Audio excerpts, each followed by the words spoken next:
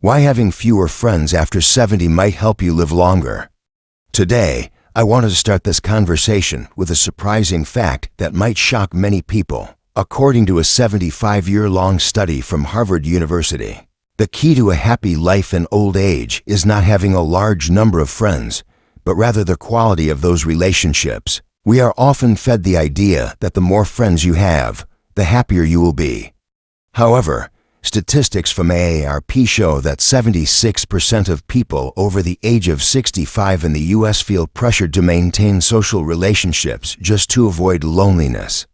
Ironically, it is precisely this unconscious social pressure that causes stress and accelerates aging. In Japan, the country with the highest proportion of elderly individuals living alone, researchers have found that 85% of elderly women living independently in Okinawa report feeling peaceful, happy, and deeply satisfied with their lives, much more than those who force themselves into tiring social interactions. Have you ever wondered why, as you age, gatherings and phone calls no longer excite you the way they once did? The simple truth, which few dare to confront, is this: when you have lived long enough to understand the true value of your time and mental energy, you realize that not every relationship is worth the effort to maintain. I once met Mrs. Takashi, 84 years old, living alone in a tiny 30-square-meter apartment in Tokyo.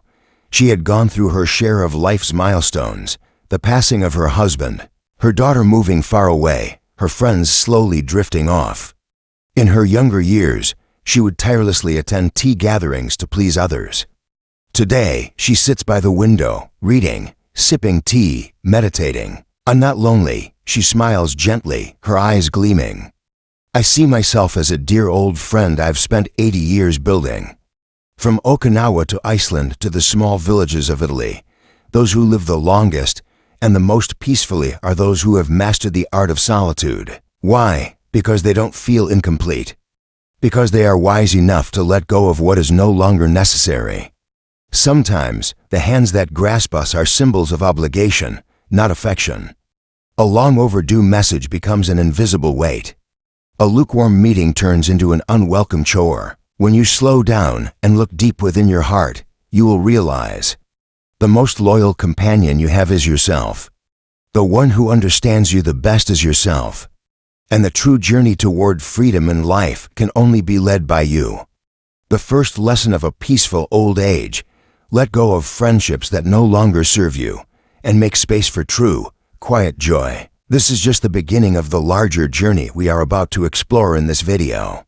Join me as we take a deeper step into the path of embracing independence and freeing our later years. Part 1. You no longer need to prove yourself to anyone. Have you ever wondered why so many elderly people, once surrounded by countless friends and colleagues, gradually choose a quieter, simpler life? It's not a coincidence. It's not sadness. It's wisdom.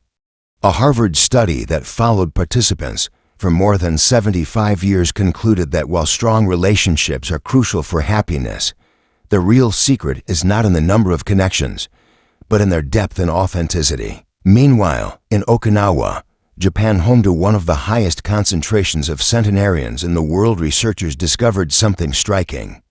85% of elderly individuals living alone report greater peace, satisfaction, and emotional well-being compared to those entangled in constant social obligations.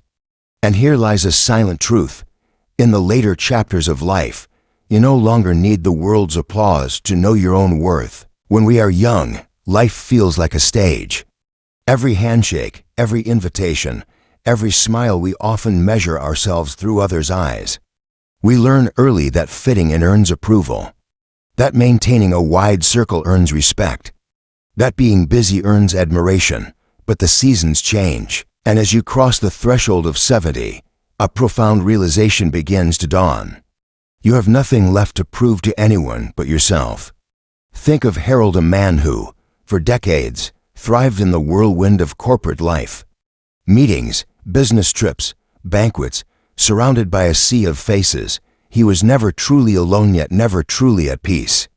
The day he retired, the calls stopped, the invitations faded, the people he thought of as friends disappeared like mist under the morning sun. At first, Harold fought against the loneliness. He reached out, tried to rekindle old connections. But slowly, painfully, beautifully, a deeper truth emerged. Those relationships had not been built on genuine connection. They had been scaffolds, necessary for a time, but not meant to last. And so Harold turned inward. He began painting again an old passion abandoned decades ago.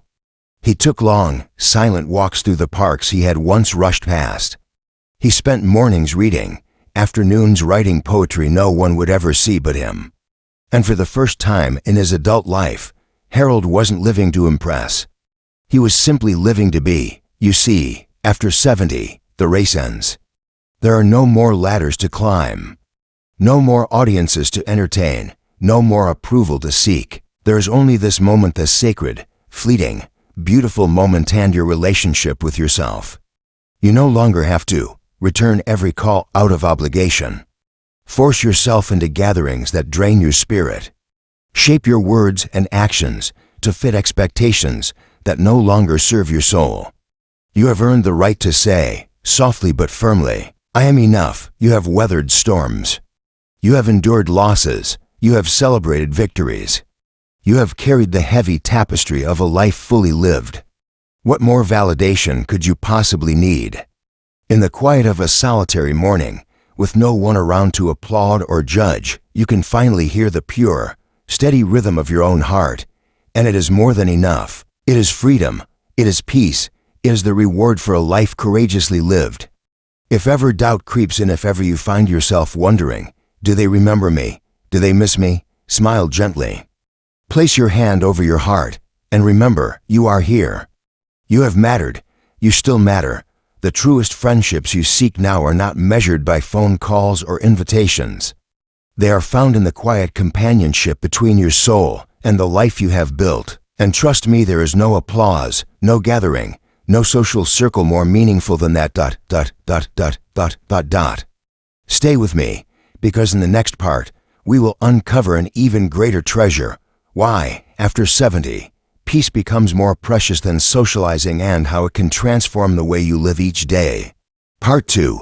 Peace becomes more valuable than socializing. Have you ever noticed how loud the world has become? The constant buzz of messages, invitations, news, opinions, a never-ending tide of noise demanding your attention, your energy, your life. And yet, according to a study by the American Psychological Association, people over the age of 70 who spend more than 3 hours a day in forced social interactions report higher levels of anxiety and emotional exhaustion than those who embrace solitude. It's a paradox we rarely speak about. After 70, peace, not social activity, becomes the true currency of happiness. When we are young, we are taught to equate busyness with meaning. A packed calendar means a full life. A noisy room means belonging. A crowded table means success. But as you age, as your bones grow quieter, your heartbeat more reflective, you begin to hear something infinitely more precious than applause. Silence, and in that silence, the voice of your own soul. Margaret, 74, once lived by the rhythm of endless social engagements. Lunches, book clubs, family reunions, charity galas, her days were filled from sunrise to sunset. To outsiders, she was the epitome of a vibrant old age. But Margaret knew a different truth. Beneath the smiles and toasts, she felt drained. Conversations grew shallow, stories became repetitive, gatherings felt less like celebrations and more like obligations. One afternoon, as she sat in the middle of yet another noisy luncheon, listening to a sea of complaints and gossip, a sudden thought pierced her like a ray of light. Why am I here? Whose life am I living? That day, Margaret chose herself. She began to gently decline invitations that no longer sparked joy. She stopped forcing herself to return every call immediately. She gave herself permission to enjoy quiet afternoons in the garden, long walks without a destination, afternoons lost in books she had once longed to read. And she discovered something extraordinary. Solitude was not loneliness. It was freedom. It was peace. The world teaches us to fear being alone. But true aloneness, the kind you choose, the kind you cherish, is not an absence. It is a presence, the presence of your own breath, your own dreams, your own timeless self. After 70, every hour becomes more sacred. Your energy becomes a precious currency, not to be squandered on conversations that leave you empty, but to be invested in moments that fill you with quiet joy. You no longer need to force smiles at gatherings that drain your spirit. Answer calls out of guilt. Attend events just to maintain appearances. You have earned the right to choose peace over pressure, calm over chaos, depth over noise. Imagine waking up and realizing your day belongs entirely to you. No obligations you didn't choose, no conversations that leave you hollow. Only the gentle unfolding of hours spent doing exactly what nourishes your soul. And here's a beautiful truth. When you make peace your priority, you become magnetic. The right people, the rare few who honor your silence, who understand your pace, will find you naturally. Not because you chase them, but because your peace will be the quiet song their hearts recognize. So if you've ever felt guilty pulling away from the crowd, if you've ever felt selfish choosing quiet over chatter, if you've ever wondered, is it wrong to want more stillness, more simplicity? Let me tell you now, it is not wrong, it is wisdom. Choosing peace is not giving up on life. It is choosing the best of life. It is choosing yourself. From this moment on, may you no longer apologize for seeking silence. May you no longer explain why you chose a slow morning over a busy brunch, a long walk over small talk, a sunset alone over a noisy celebration. You are not withdrawing. You are arriving fully, tenderly, bravely into the life that has always been waiting for you. Welcome home. Part 3. Fewer friendships equals fewer disappointments. Did you know that one of the deepest silent pains of growing older is not the wrinkles etching their stories onto your face, nor the long, quiet afternoons, but the heartbreak of seeing people you once called friends slowly fade away?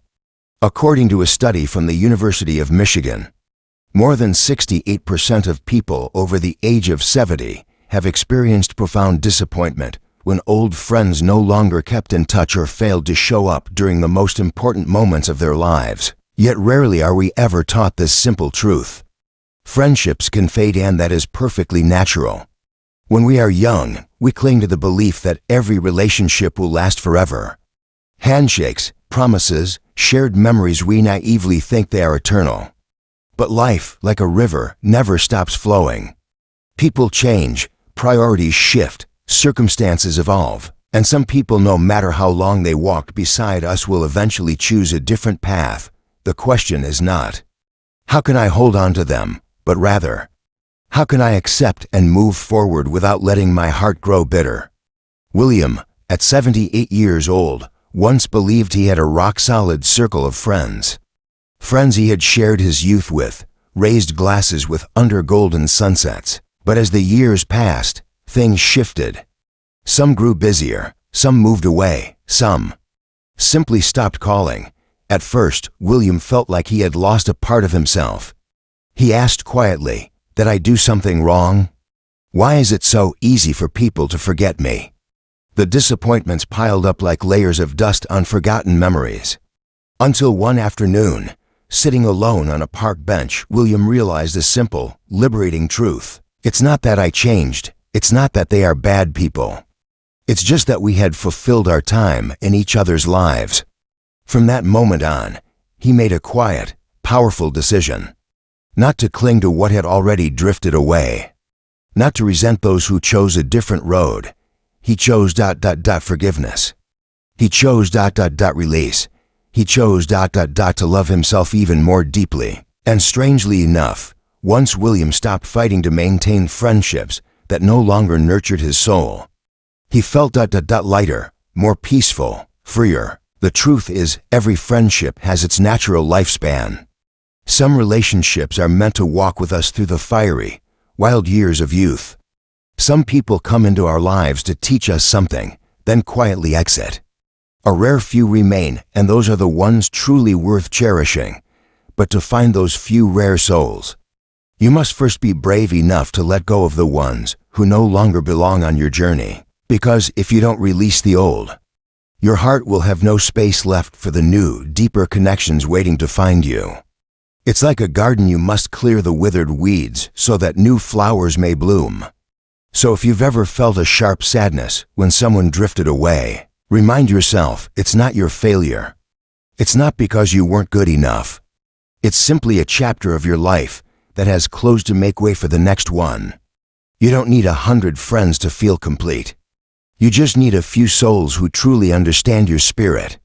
Or perhaps even just yourself, the most loyal, most understanding friend you could ever have. If one day you find yourself feeling hollow because the number of your friends has dwindled, place your hand gently over your heart and whisper, "I have lost nothing. I am simply keeping what is most precious." And in that simplicity, you will find joy, serenity, and a kind of unconditional happiness that youth never taught us. Stay with me, because in the next part, we will explore an even greater treasure, time, and how to treat it as the most sacred gift you have in your later years. Part 4. Your time becomes more precious than anything. Have you ever thought about how many hours you have left? It's a question few dare to ask, but it's one that changes everything. According to a 2024 report by the World Health Organization, the average healthy life expectancy after the age of 70 is approximately 10 more years. Not 30, not 50, just 10 golden, fragile, irreplaceable years. When we are young, time feels infinite, like an ocean stretching beyond the horizon. We waste hours the way children scatter sand on a beach, believing there will always be more. But as you stand at the threshold of your later years, you realize something both terrifying and beautiful. Your time is no longer unlimited, it is precious beyond measure. Every morning becomes a blessing. Every afternoon, a choice. Every evening, a treasure. And when time becomes precious, so too does the way you spend it. Take Richard, now in his early 80s. For decades, he filled his calendar with lunches, dinners, charity events, old friends gatherings. His life looked full on paper, an endless blur of commitments. But somewhere along the way, Richard realized that fullness isn't the same as richness. He began to notice how drained he felt after long conversations filled with small talk. He noticed the emptiness that lingered after gatherings that had lost their meaning. And so one day, after yet another dinner party that left him more exhausted than uplifted, Richard asked himself a quiet, life-changing question. Is this truly how I want to spend what remains of my precious time? The answer was clear, and with that answer, Richard made a new vow. No more saying yes out of habit. No more sacrificing his energy for obligations that no longer brought joy. No more filling his days just for the sake of looking busy. Instead, he chose to spend his time like a master artisan spends gold, carefully, lovingly, intentionally. He began savoring slow walks by the river, breathing in the crisp morning air. He devoted afternoons to painting again a forgotten love from his youth. He allowed space for long, quiet stretches where he could simply exist, no expectations, no deadlines. And to his great surprise, Richard didn't feel lonely. He felt alive in a way he hadn't felt in decades. This is the gift that awareness brings. When you understand how rare and sacred your time is, you stop wasting it on anything that doesn't nourish your soul.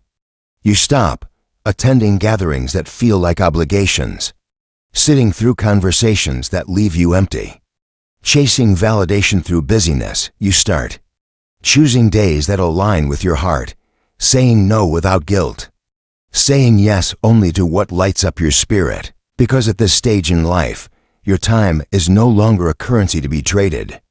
It is a masterpiece to be cherished.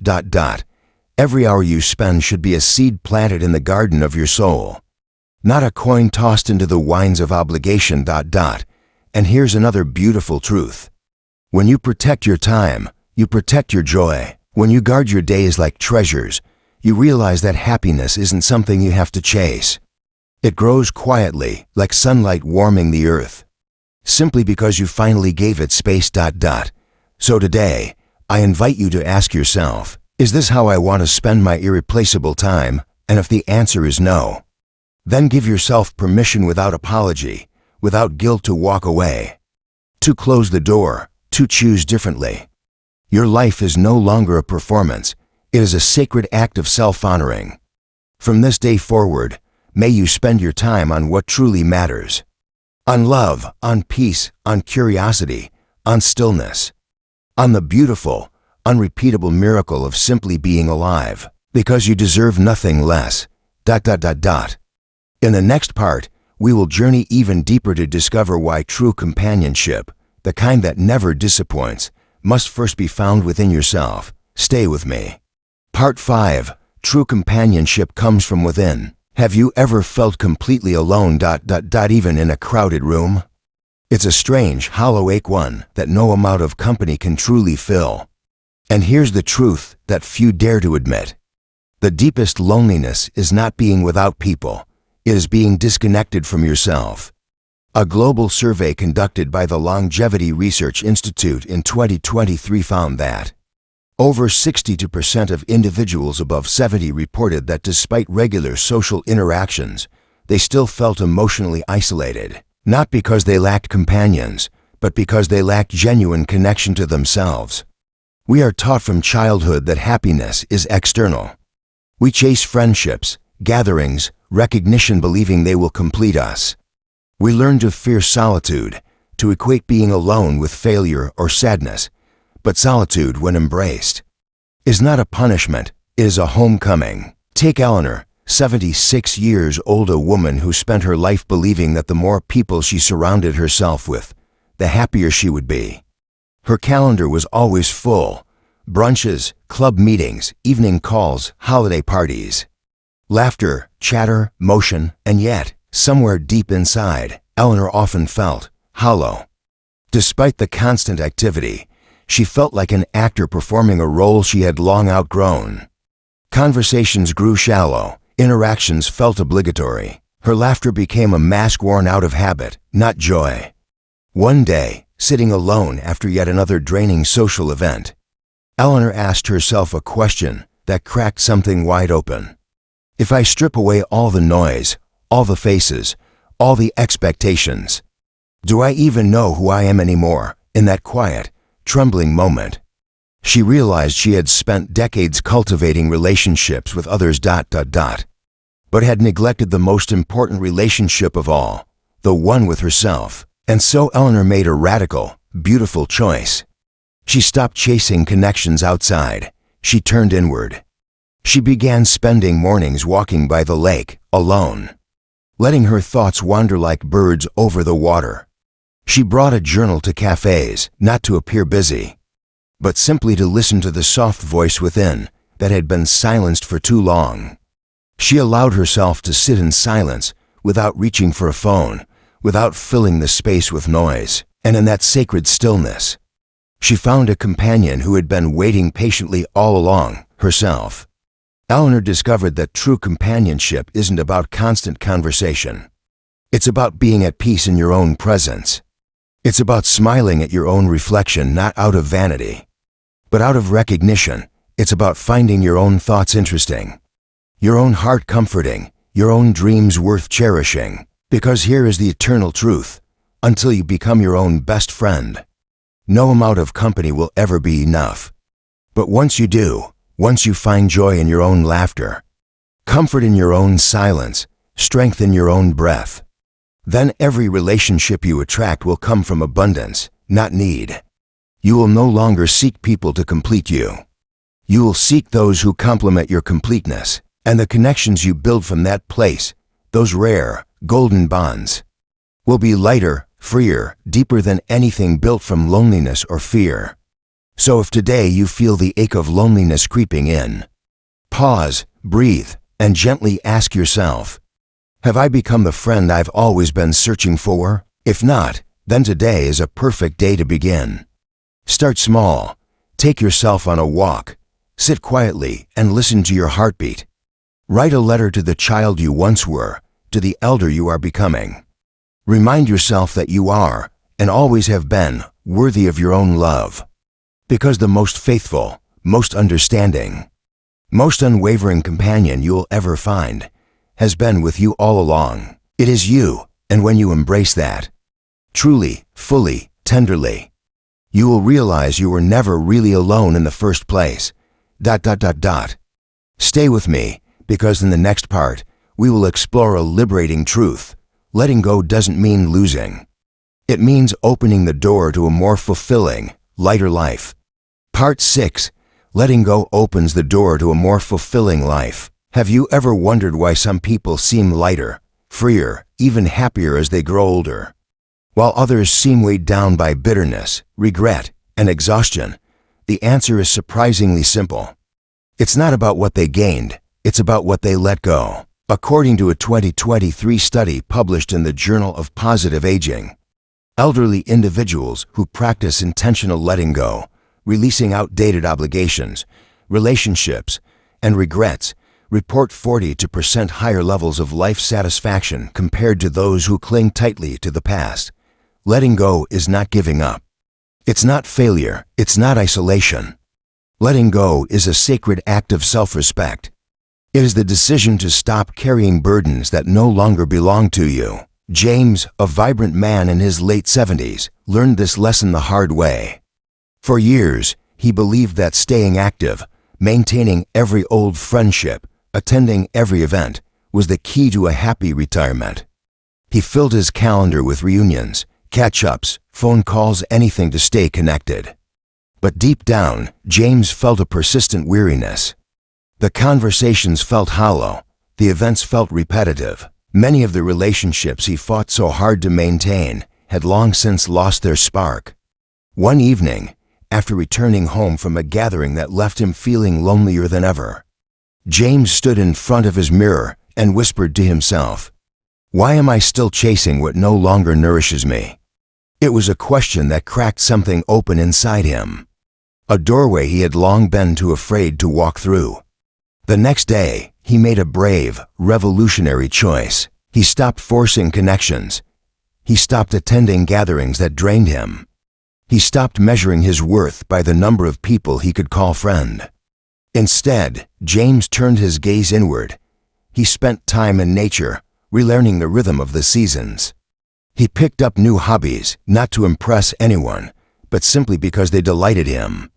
He allowed space for new, authentic connections to enter his life, quiet, tender friendships that grew naturally, without effort or expectation. And slowly, something beautiful happened. James didn't feel lonelier. He felt lighter, more alive, more at peace than he had in decades. You see, letting go isn't about closing yourself off from life. It's about creating space for life to truly enter. When you release friendships that no longer uplift you, obligations that weigh on your spirit, expectations that chain you to who you used to be, you open yourself to new passions, deeper joys, unexpected miracles. You become like a tree in autumn, shedding old leaves not out of despair, but to make way for new growth in spring. So if today you find yourself clinging to something that no longer feels right, a relationship, an obligation, a version of yourself that no longer fits, take a deep, gentle breath and give yourself permission to let go. Not with anger, not with resentment, but with love, with gratitude for what it taught you, and with hope for what is still waiting for you, because your story is not over. So if today you find yourself clinging to something that no longer feels right, a relationship, an obligation, a version of yourself that no longer fits, take a deep, gentle breath and give yourself permission to let go. Not with anger, not with resentment, but with love, with gratitude for what it taught you, and with hope for what is still waiting for you, because your story is not over. In our final part, we will reflect on everything we've uncovered, and I will share one last message to carry with you as you walk bravely into this next beautiful chapter of your life. Stay with me. Final reflection. As we reach the end of this journey together, pause for a moment, take a deep breath. Feel the life that still hums quietly inside you. Feel the immense, gentle strength built over decades of joy, pain, growth, and resilience. You have nothing left to prove to anyone. You owe no explanations for the peace you crave. You need no permission to live freely, deeply, and joyfully. If you remember only one thing from today, let it be this. Your later years are not a decline. They are a return, a blossoming, an unveiling of the purest version of who you were always meant to be. Let go of what no longer serves you. Treasure your time as a sacred gift. Choose peace over pressure. Become your own most faithful companion, and step boldly into your next chapter with open hands and a courageous heart. Because the story isn't ending, it's just beginning. The most beautiful, authentic part of your life is still ahead. Live it gently, live it fiercely. Live it your way, and above all, never forget how precious you are. Before you leave, I would love to hear from you. Which part of today's journey resonated with you the most? Was it about letting go, about finding peace within, or about valuing your time more deeply? Please share your thoughts in the comments below, because your story matters. Your reflections inspire others walking the same beautiful path. And if you found value in this message, don't forget to subscribe, leave a like, and share this with someone who might need a gentle reminder today. Together, let's build a world where growing older means growing freer, wiser, and infinitely more radiant.